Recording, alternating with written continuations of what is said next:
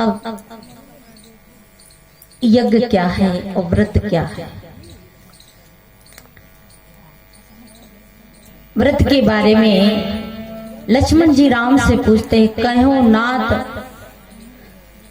कहो भगति पथ को न प्रयासा। भक्ति का पद बताते हैं, पूछते हैं लक्ष्मण जी राम से।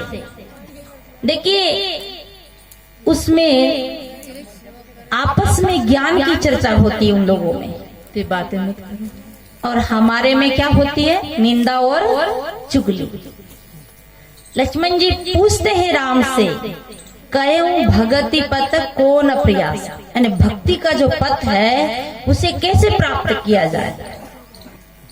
तो आदि चौपाई में कहो भगति पथ को न प्रयासा, योग न जप तप व्रत उपवास। क्या योग करना कि नहीं? क्या जप करना कि नहीं? क्या व्रत करना कि नहीं? आप लोग व्रत रहते हैं ना? अब थोड़ी सी गृह मंत्री की तरफ चलो, आप किए दो तो गृह मंत्री अगर इनके बाद जम जाए नहीं तो राजमंत्री हो रहे तो ऑटोमेटिक सुधरना ही पड़ेगा। गड़बड़ी कहाँ होती है? गृह मंत्री ये ज्यादा व्रत करती है। और ये व्रत क्यों करती है? इनके लिए ये इसलिए व्रत करती है कि पति की उम्र बढ़ जाए, पति कभी न मरे। और 75% व्रत हमारी माताएं करती है, पति के लिए, पुत्र के लिए, धन के लिए, घर के लिए, मकान के लिए। और ये भाई लोग एक भी व्रत नहीं करे कि हमारी पत्नी कभी न मरे। आज तक कोई भाई व्रत करे? पत्नी के लिए व्रत नहीं करते हैं, चाहे और कोई सुख शांति के लिए कर लेते हैं। तो किसी के व्रत से किसी की उम्र नहीं घटती, नहीं बढ़ती। व्रत वही जो बुरे कर्म को त्यागे, तीरथ वही जो पाप से तारे, पाप वही जो मन मध्य विकार। सो सत्संग तीरथे दुर्गुण लागत 12, पूजा वही जो चेतन पूजते, और प्रेम वही जो गुरु प्रेम, पूजा वही जो गुरु प्रेम न तारा। तो देखिए हमारी माताएं व्रत करती। एक माता तो व्रत थी नाग पंचमी का, नाग पंचमी का व्रत थी। गांव में सभी थी व्रत तो। और कल भी मैंने कुछ व्रत की चर्चाएं करी थी। व्रत रहने से आपका फायदा कम और नुकसान ज्यादा, क्योंकि आप जिसका व्रत रह रही है उन्हें पता नहीं कि आप कहाँ तो रहती हो और कहाँ हो। और आपका भूखा रहना ना तो भोलेनाथ के पास पहुंच रहा, ना राम जी के पास पहुंच रहा, ये तो आपका मन का भाव है। बाकी व्रत किसी के यहाँ पहुंचता नहीं। अच्छा ये बताओ, किसी भूखी आत्मा को भोजन कराना पुण्य है कि पाप? धर्म है कि अधर्म? धर्म है ना, क्योंकि भूखी आत्मा को भोजन कराना धर्म है। ये शरीर अन्नमय कोश है, उसमें भोजन जाता है तो शांति मिलती है, और भोजन नहीं रहता है तो तड़पन होती है। चाय पी के गाड़ी चलाते हैं, धकाते हैं, जलपान करते हैं, सलपार करते हैं। परंतु जो भोजन से जो दुख मिलता है वो हत्या के समान है। दिन भर जो कष्ट होता है ये मानसिक ताप बनता है। हम क्या सोचते किसी को व्रत करके रिझा रहे हैं, भोलेनाथ खुश हो जाएंगे, गणेश जी खुश हो जाएंगे। ये केवल पोथियों की बातें हैं, विचार करने की बातें। अगर शरीर की शुद्धिकरण करना हो, एक दिन शरीर को विश्राम देना हो, तो आप शरीर के नाम से व्रत लीजिए, किसी देवता के नाम से व्रत मत लीजिए। क्योंकि जिनको हम परम पिता कहते हैं, जिनको जगदम्बा माँ कहते हैं, माँ पिता अपने पुत्र को भूखा रखकर कभी खुश नहीं रहते। आपका बेटा भूखा हो और दिन भर भूखा ब्यावरे चला जाए, ब्यावरे में तो चलो होटल में खाई ले, पर खेत में चला जाए, दिन भर भोजन नहीं किए, तो आपकी कितनी आत्मा दुखी होती है। आज मेरा बेटा भूखा चला गया, आज मेरा पति भूखा चला गया। खिला पिला के माँ खुश होती है। जिनको हम देवता मानते हैं, ये उनके ऊपर झूठा कलंक है। उन्हें कभी नहीं कहा कि मेरे नाम से कोई भूखा रहे। हम नंगे पैर देवी देवता के यहाँ जाते हैं, माँ पिता कभी अपने पुत्रों को नंगा पैर पसंद पसंद नहीं करते हैं, जिनको हम पिता कहते हैं, परम पिता कहते हैं, जिनको हम इष्ट मानते, वो हमें नंगा चलाना कभी पसंद। ये हमारी मनोमुखी भक्ति है। ये मनोमुखी भक्ति और एक गुरुमुखी भक्ति। मनोमुखी भक्ति करने वाला सीधा नरक में जाता है। मनोमुखी भक्ति रावण ने किया था कि रावण अपना सिर काट काट के ब्रह्मा जी को चढ़ा देता था, तपस्या करता था। वो मनोमुखी भक्ति करता था, वो गुरुमुखी भक्ति नहीं करता था। प्रभु राम गुरुमुखी भक्ति करते थे। जो भी काम करते थे अपने इष्ट से, अपने गुरु से पूछ कर करते थे। इसलिए राम जी ने लंका पे विजय पाई और रावण की हार हुई। और जब राम रावण को मार के आए, अयोध्या के लोगों ने कहा, प्रभु आपने इतने बड़े रावण को, राक्षस को कैसे मारा? तो राम ने ये नहीं कहा कि मैं बहुत बड़ा शक्तिशाली था, मायापति था, इसलिए मैंने उनको मार दिया। राम ने बड़ी प्यारी बात कही, गुरु वशिष्ठ को ले पूजे हमारे, इनकी कृपा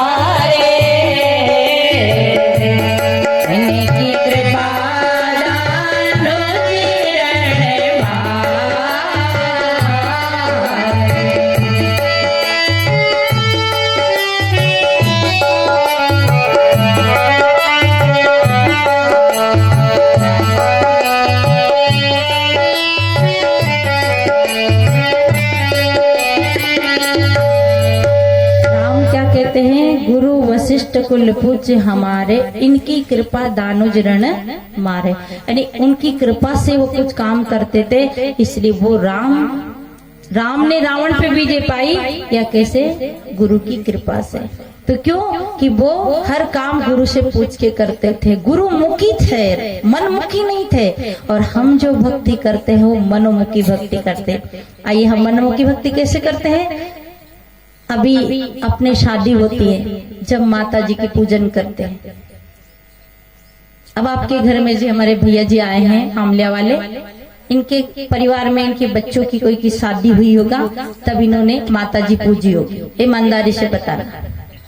अब हो सके 2 साल हो गया होगा शादी किया बच्चे की, तब से एक पूड़ी चढ़ा गए, एक लड्डू चढ़ाने गए माता जी को। अगर वो माता जी जिंदी होती तो आपकी खबर नहीं ले लेती। तुम लड्डू बना बना के रोज खाते हो, घी में चूरमा बनाते हो, चाय पीते हो, और मुझे 2 साल पहले एक पूड़ी खिला के बैठ गए, तो आती कि नहीं झगड़ा करने? बताइए। हम पूजा के नाम से क्या करते हैं? और चालाक लोग कैसे करते? चाय पीते ना, क्या कर रहे हैं? बोले भगवान के भोग लगा। वाह बेईमान कहीं के। आप मक्का भर चाय पियो, दूध पियो, और भगवान ने छीटा पिलाओ। तो शराबी भी देखे, यार इनका भगवान तो दूध पिए ने, इनका भगवान तो चाय पिए, तो अपन भी पिलाओ अपना भगवान। तो शराबी भी 2-2 बूंद दोनों तरफ डाले। ये क्या करे? भगवान के भोग लगा। ये मनोमुखी भक्ति है। अरे तुम्हें भोग लगाना है तो पिलाइए ना। कोई गरीब को पिला दीजिए, कोई अतिथि को पिला दीजिए, घर के बुजुर्गों को पिला दीजिए। बूढ़े शाने कोई माताएं बड़ा बूढ़ा के दूध चढ़ावे, अमावस के दिन दूध चढ़ाए। जिंदो तो बेचारो चिल्ला चिल्ला के मर गए। एक कप चाय काने मर गया, और मरने के बाद फिर हमारी भक्ति चालू हो जाती है। फिर चबूतरो बना, गांव को पटेल, गांव का मुखिया, उन्हें कई में बिठाड़े, ओठला में, चौतरा में। और यूं कहते हैं कि सपना में आके केरिया कि बेटा थे ने मारो चौतरो नहीं बनाड़ियो, जो यही भटक। अब मिट्टी ताकत आ गई सपना मां, तो दादा तू यही जाना, थारा ही तो मकान है, तो कौन मना करे? अच्छा ये बताओ, आप कुछ जिंदा को चौतरा में बिठा दे, ओठला बना के तचार फुटिया, कितनी देर बैठ जाओगे? बताओ ईमानदारी से बताओ, कितनी देर बैठोगे? खेत में आपके चौतरो जिंदगी को बना दो और उसमें बिठा दो आप लोगों को, तो आप कितनी देर बैठे रहोगे? आप बताओ, आप पसंद आओ क्या वहां बैठने? ये सब मन की कल्पना है, ये मन की भक्ति है। वो ना तो बोलते हैं ना चालते हैं, जाने के बाद कोई बातें नहीं होती। ये जो पूरब की जो बातें, पहले की जो बातें संस्कार रूप में रह जाती है, कल्पना में रह जाती है, कोई चिंतन आ जाता है, वही सपना बन जाता है कि। और फिर हम क्या करते हैं, मरने के बाद भक्ति शुरू हो जाती है। उन्हें फिर जला करके फिर कहते हैं, रकोड़ी तो फेंक देते हैं कि चलो तुम्हें गंगा जी ले चले। किन से बातें करे, किन से कहे? हड्डियां से। आप लोग तो नहीं करो ना ऐसी बात, आप भी करो? अच्छा, मतलब आप भी इन गप्पू नातों में से ही है। अब बेईमानों को देखो तो, जब पिता को हाथ देखा, माँ का हाथ देखा, किसी मरने वाले के राम नहीं रहा, कुछ नहीं बचा यार, कुछ नहीं। अच्छा देख लो, शाने आदमी को बुलाओ कि नहीं नहीं कुछ नहीं, नहीं अब राम नहीं रहा। क्या कह रहा? अब राम नहीं रहा। इन्हें कोई ने ज्ञान नहीं दिया, कोई तत्वदर्शी संत नहीं बैठे इनके पास, नहीं यार अब राम नहीं रहा, अब काम हो गया। ये शब्द काफी, एक राम नहीं रहा, वो जीव आत्मा रूपी राम चला गया। फिर उससे आपने जलाया, जलाने में राम बचा क्या? आग में जलने के बाद राम बचा क्या? और जलाया तो ऐसा नहीं कुछ पग हाथ खोपड़ी कम जलती रह जा, और लकड़ियां डाल के आवे, देख के आवे, परख के आवे कि कहीं रे नहीं जाओ। और फिर उन्हें राख के उठा के नदी में फेंक दिया, हड्डियां रख ली, उन्हें हड्डियां बोले कि चलो गंगा जी चलो। अब हमारे आंख है क्या? ये भक्ति कर रहे हैं हम, भक्ति है ये? कहो भगति पथ को न प्रयास, बताइए। और फिर क्या कहते माताएं कि ठहरो ठहरो दूध में नहलाएंगे। असी भक्तन बने फिर दूध में नहलाए। बेचारा को गिलास भरा मौस क्या मौस तो दूध नहीं पिलाए, रोज तो दूध नहीं पिलाए, फिर हड्डियां भी नहीं लावे, क्योंकि अब तो पाप कटी गयो नहीं, अब तो डर की बात है ही नहीं, फंद कटी गयो, अब तो निर्भय हो गया। अब क्या है, सारी संपत्ति भी अपनी आ गई और बात अपनी बन गई। तो उन्हीं हड्डियों से बातें करे, उनको टिकट लेवे, उन्हें रोटी खिलावे, और फिर जाकर उन्हें कही के वे तुम यहीं रहना, हम जा रहे।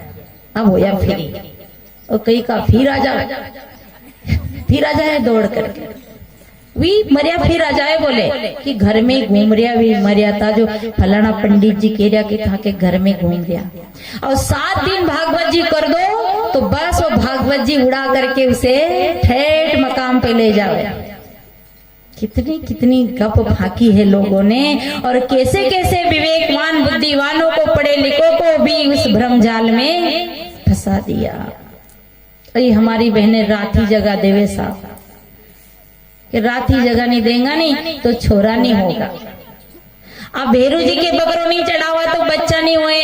अरे ये सांप बिच्छू बकरी भैंस गाय ये कोई भेरू जी पूजे नहीं, ये कोई क्या नारियल चढ़ावे नहीं, इनके खूब सारा बच्चा हो जावे।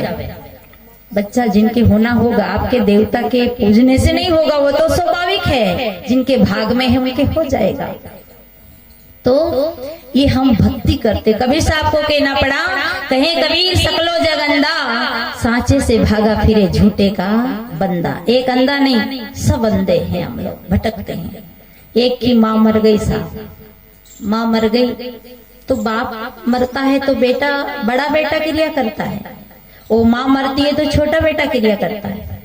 तो पैदल का जमाना था, छोटा बेटा गला में टांग कर माँ को की हड्डियों को ले गया।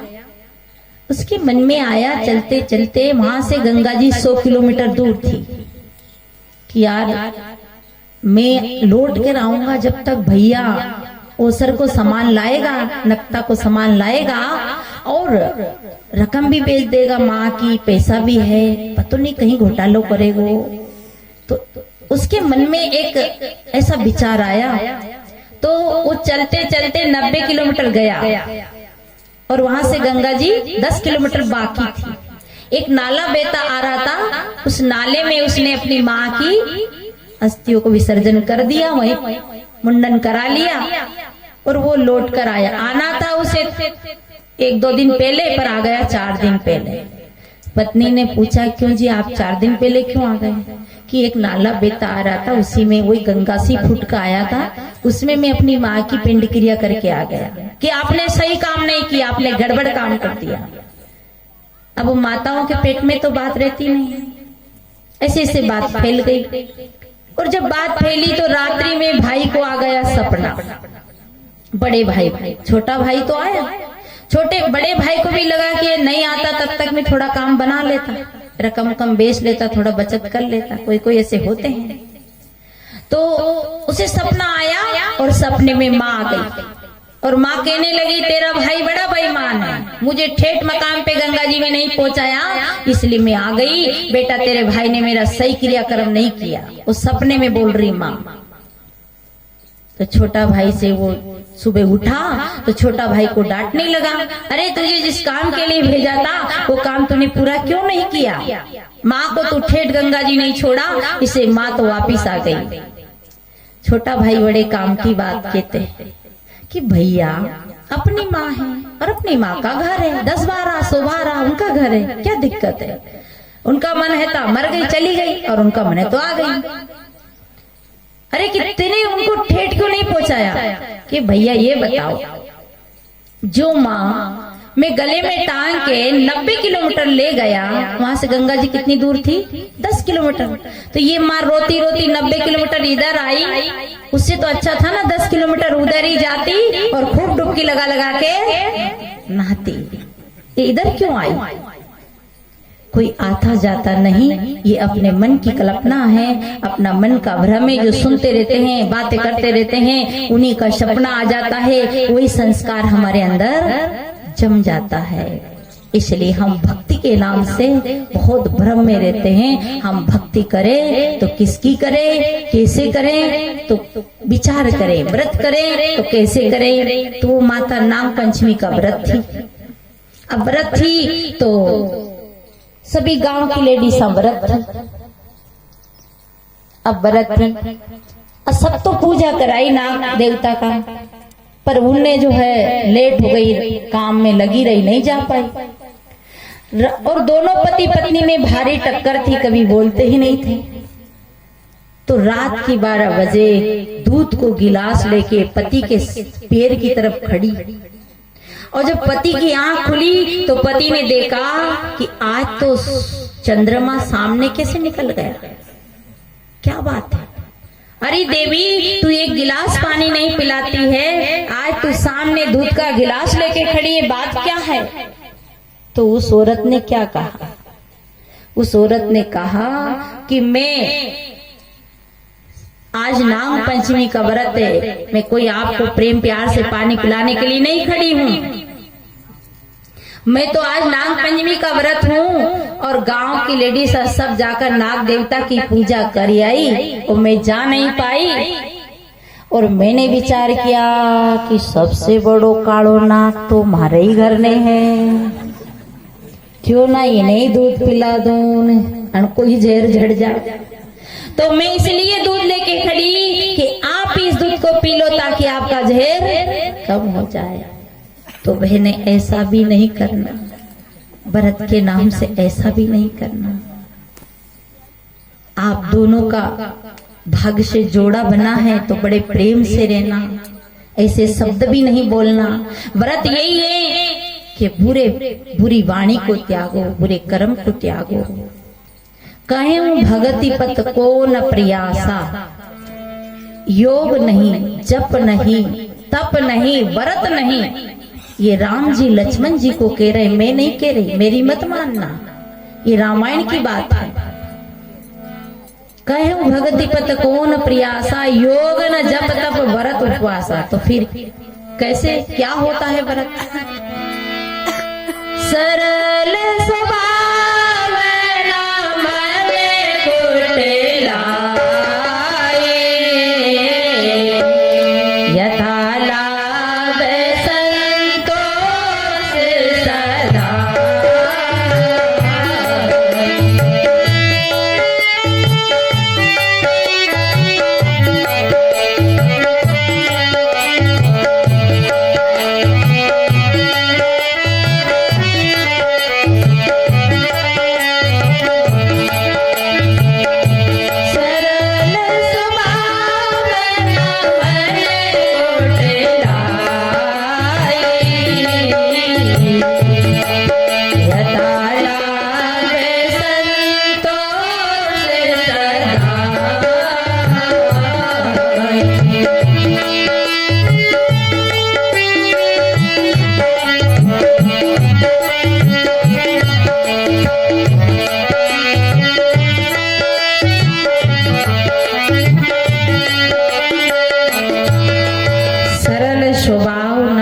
कुटलाई, यथा लाभ संतोष सदाई।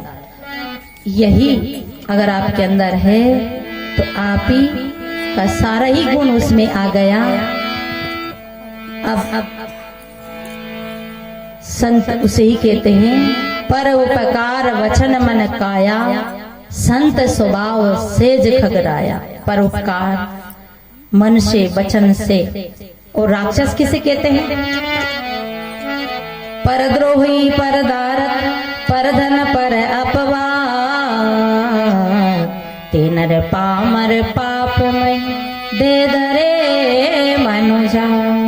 परद्रोही, पराया से द्रोह करने वाला, पराया से झगड़ा करने वाला। अब पराया में पत्नी भी झगड़ा करे तो भी वो कौन है? राक्षसी है। और पति भी झगड़ा करे तो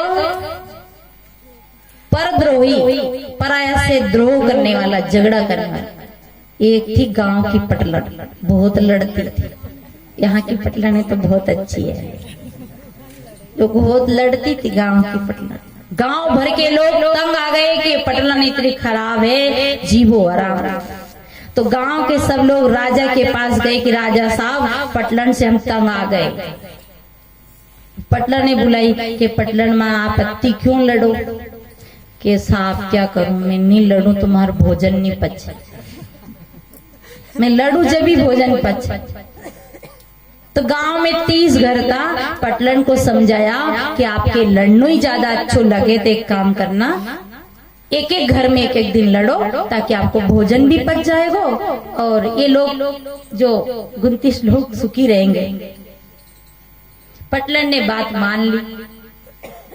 अब पटलन एक घर में एक दिन लड़े, बाकी सब लोग सुखी रहे। गाँव वाले ने कहा ये अच्छो फार्मूलो मिलो यार, कम से कम 29 लोग तो सुखी रहे। लड़ते लड़ते लड़ते लड़ते नंबर आतो गयो। अब एक बेचारी सीधी सामी डोकरी थी, उसकी बहू और वो ही थी घर में और कोई नहीं था। जो डोकरी को चेहरो बिगड़ गयो सवेरे से। बहू ने पूछी, माता राम आपका चेहरा में झुर्रियां क्यों पड़ गई, क्या बात है?